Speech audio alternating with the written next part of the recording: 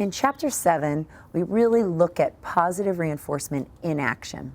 So I want you to really understand what's going on when you're doing training with your dog.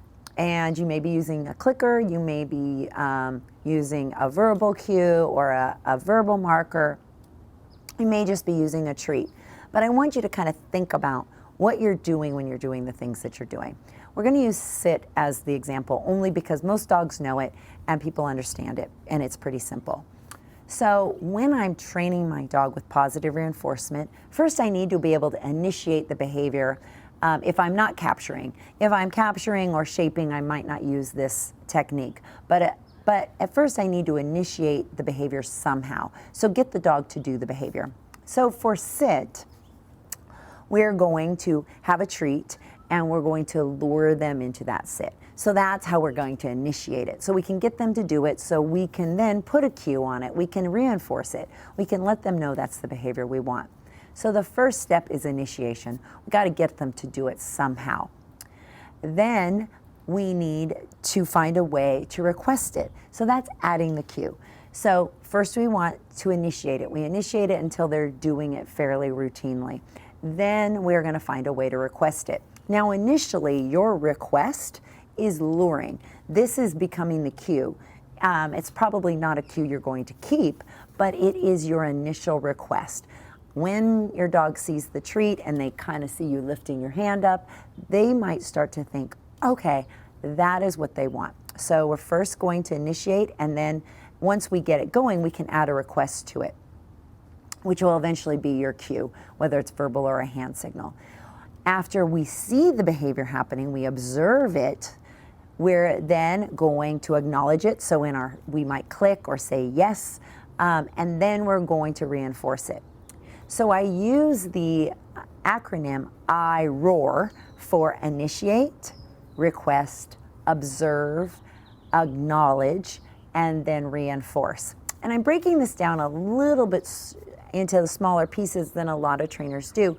A lot of times when we're generalizing or teaching, we might just say, cue the behavior or do the ABCs. Do the antecedent, get the behavior, and do the consequence.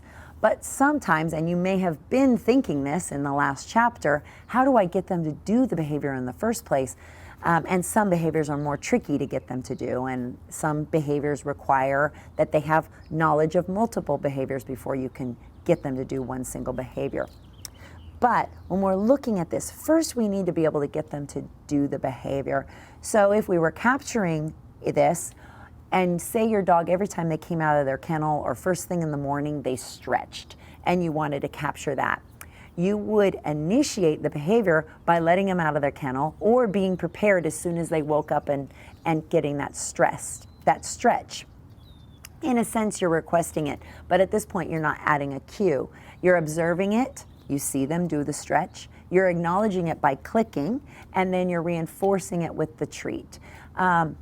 It is true that the click will become a reinforcer as well, and that's okay. But I want to break this down because sometimes people get a little confused of when they should reinforce something. So your acknowledgement and your reinforcement happen after or as you observe the behavior. I oftentimes will tell people that when you want to acknowledge, so the click, and then reinforce with the treat, you want to acknowledge right when you see the behavior, almost like you're taking a picture of the behavior. So if I was taking a picture of sit, it would be they sit, I click, and I treat. If they were laying down, then if I could initiate it or request it, depending what stage I'm at, then when their stomach hit the ground, I would acknowledge it with the click, and then I would give them the treat. So I like to break it down a little bit more when people get confused. Some of you may already understand, and the taking a picture analogy is perfect for you, but others need it to be broken down a little bit more. And when I get questions about the clicker, I want them to know that we're observing it and we're telling them with the clicker, yes, that's the behavior I want. And then they get a treat for it. So when you break it down, so first it starts with I roar because you have to initiate it because we don't have a verbal cue or a hand cue. But once they're getting, if every time your dog sees you lifting up your hand to do that sit, you can start saying sit, sit. That is adding your verbal cue. Once your dog responds to the verbal cue, sit, and then you say sit, then you observe the behavior of the sitting, you acknowledge it with the click and the treat, you no longer need to initiate anymore. So we'll go from I roar to just plain old roar, and you just want to make sure you really take it into small pieces. And the reason that I really broke this down is sometimes people clump behaviors together.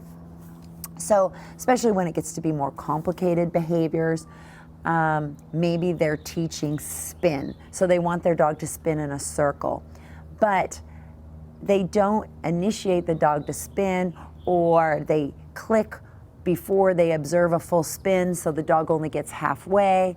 So sometimes we need to break things down into those smaller pieces so we really understand that when we request the behavior and we observe the behavior, then we want to acknowledge it and reinforce it. And if we break it down into those little pieces, it makes the ABCs that we talked about in the last chapter, the antecedent or cue and behavior and consequence, a little more clear. Your request and the initiation is the part of the antecedent or the cue. So the initiation and the request are that part and of the A. You observe the behavior, so that's the part that you're dealing with the B. And then your consequences are the acknowledging with the click and then the reinforcement with a treat. Now, your consequence, if the dog doesn't do, say you were teaching sit and they don't sit when you go to lure them, then you're not observing the behavior, so you won't do the acknowledgement and the reinforcement. So it's all just really paying attention, so you're reinforcing the dog for exactly what you want. And it's important that you do the acknowledgement while you're observing the behavior, because sometimes we miss it. So if you click late, maybe your dog sat, but you don't click, they stand up and then you click, they may learn that the standing up was the behavior you wanted because you clicked while you observed the standing up instead of clicking while you observed the sitting. So I hope that breaks down a little bit of how your animal is learning in the moment of your training session. Because the more accurate we are with our reinforcement, the more accurate we are with our acknowledgement, and the easier it is for them to learn because it's more black and white. Just like us, if somebody tells you, well, sometimes that's okay and sometimes it's not, you're going to have a hard time knowing if you should do that behavior or not in a certain situation unless the person teaching you has made it very clear that in that moment, this is the behavior you should do. So if you're driving your car and you see a red light, you're going to stop. But if a person tells you, or in a yellow light, I like to use that as an example. A yellow light is actually kind of a gray area because you can ask one person, what does a yellow light mean? And they may say, speed up so you can get through it before the light turns red. Other people may say a yellow light means slow down so you can stop before the light gets red. But if we teach our dogs and we try to teach in that gray, it gets confusing. So it's important to teach green means go and red means stop. And once we understand those two, then we can get in the yellow and we can talk about when is a time you might speed up and when is a time that you might slow down. But if you try to teach that before you know the black and white or the red and the green, you're going to get confused. And we don't want to confuse our dogs because if they get confused and frustrated, they don't enjoy learning, just like we don't enjoy learning when we get frustrated. So I hope that helps clarify any questions you had about I roar and in chapter 7, and I'll see you in chapter 8.